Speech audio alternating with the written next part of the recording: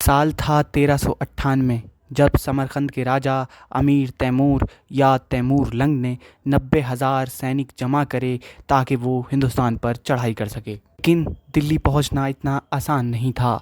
सामने थी हिंदू कुश पहाड़ की चढ़ाई, मुश्किल रास्ते, पहाड़ और रेगिस्तान जिसे पार करना हर किसी के बस की बात नहीं थी। मगर अमीर तैमूर को उस वक्त सिर्फ़ और सिर्फ हिंदुस्तान की दौलत नज़र आ रही थी, तो वो इस रास्ते को भी पार कर लेता है।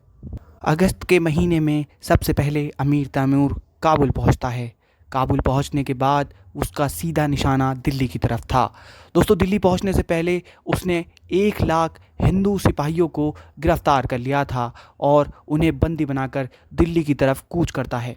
दोस्तों, 30 सितंबर 1398 को वो दिल्ली के करीब एक जगह जिसका नाम लौनी था, वहाँ पड़ाव डालता। दोस्तों, लौनी पहुँचने के बाद अमीर तैमूर यमुना के किनारे पर खड़े होकर दिल्ली की जंग का मुआयना करता है। यूँ तो दिल्ली फ़िरोज़ शाह तुगलक के बाद बहुत कमज़ोर हो गई थी। उसके बेटे और उसके पोते दिल्ली पर राज ज़रूर कर रहे थे, लेकिन उनका न वो असर था न वो रसूख। लेकिन इस वक्त भी दिल्ली में 40,000 सैनिक मौजूद थे, जिसमें 25,000 घुड़सवार भी थे और सबसे ख़तरनाक 120 हाथी, जिसने अमीर तैमूर को डरा रखा था। तो अमीर तैमूर सबसे ज़्यादा जिससे घबराया हुआ था वो थे हाथी, जिसके किस्से उसने समरकंद में सुन रखे थे।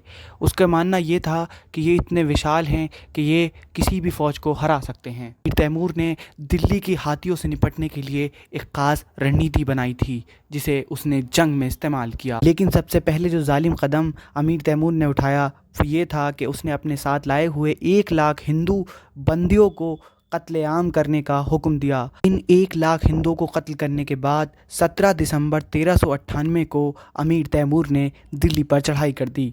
दिल्ली में उस वक्त नसीरुद्दीन मोहम्मद हुकूमत कर रहा था। उसके साथ उसका कमांडर मल्लू खान भी जंग में लड़ा, लेकिन वो इतने मजबूत नहीं थे कि वो अमीर तैमूर को हरा सकते। तो दोस्तों, अमीर तैमूर ने बहुत आसानी से जंग जीत ली और दिल्ली पर काबिज़ हो गया।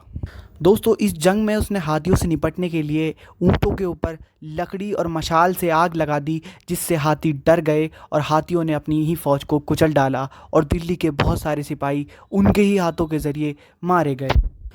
दिल्ली की जंग जीतने के बाद अमीर तैमूर ने दिल्ली में दरबार लगाया और उनके सिपाहियों ने पूरे दिल्ली में घर घर जाकर ये बताना शुरू किया कि आपको हमें इतना टैक्स देना है क्योंकि हम जंग जीत चुके हैं। अमीर तैमूर के सिपाही बेहद जालिम और बेहद ख़तरनाक थे। उन्होंने दिल्ली के लोगों पर ज़ोर ज़बरदस्ती करनी शुरू की, उनकी इज़्ज़त और जान और माल पर हमला करना शुरू कर दिया। दिल्ली के लोगों की सबसे बड़ी परेशानी ये थी कि उनका बादशाह भाग चुका था, उनका पुरसान हाल कोई भी ना था। आखिरकार दिल्ली वाले इस बात पर मजबूर हो गए कि उन्होंने अपने घर वालों को खुद जान से मारा और ख़ुद जंग में कूद पड़े। अमीर तैमूर की फ़ौज बेहद ज़्यादा थी और दिल्ली वाले मजबूरन हार गए और उसके बाद शुरू होता है दिल्ली में कत्लेआम। बताया जाता है कि अपने सिपाहियों का बदला लेने के लिए अमीर तैमूर के कमांडरों ने दिल्ली को 3 दिन तक रौंद के रखा।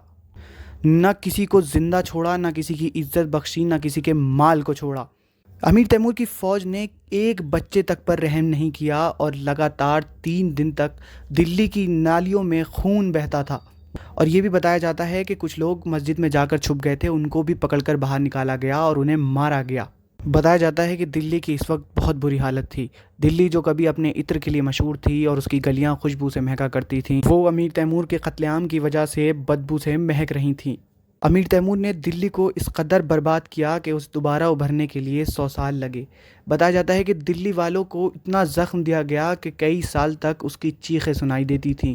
लोग बदहवास और दीवानों की तरह पागल हो गए थे। जो ज़िंदा बचे उनके पास सिवाय दर्द भरी कहानियों के कुछ न था और अपने मरने वालों को रोने के अलावा कोई काम न था।